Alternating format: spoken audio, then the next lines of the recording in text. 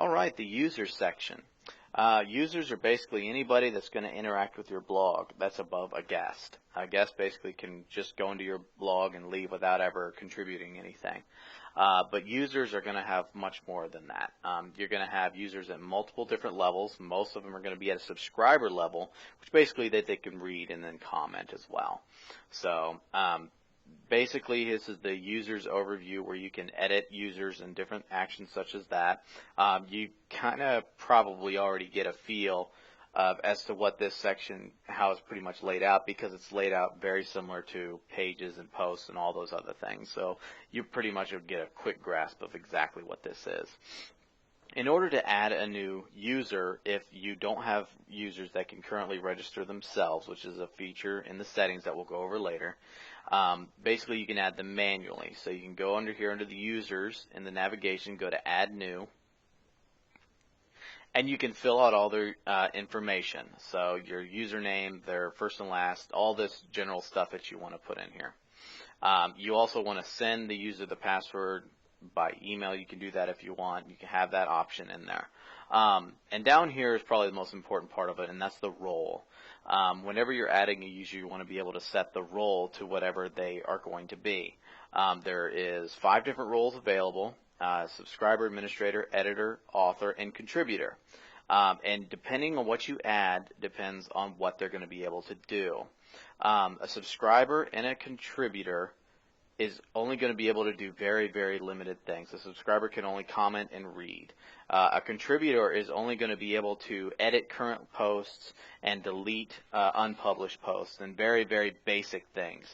Basically, he's going to be able to help maintain some of the content, but can't add any of his own. The author will be able to do all of that of contributor and subscriber, but also be able to publish posts, delete posts, and all those other things, basically, and also be able to upload media, such as photos, videos, files, things like that. And that's what an author can do. An editor can do almost everything that an administrator can that just basically pertains to content.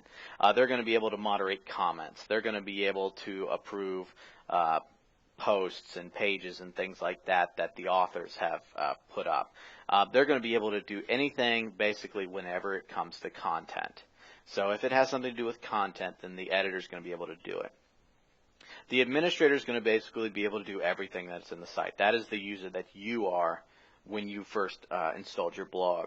You're going to be able to do everything content related, plus all back-end stuff, such as being able to plugins and themes and other such maintenance type things that are within the site is going to be as of an administrator's role. So actually, WordPress has a roles and capabilities list within its codex, which is basically like its gigantic instruction manual. And you can find that under roles and capabilities if you search the WordPress codex.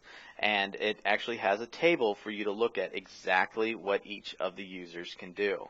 And a lot of people don't really know exactly what each user can do. So this actual table is very, very useful to have.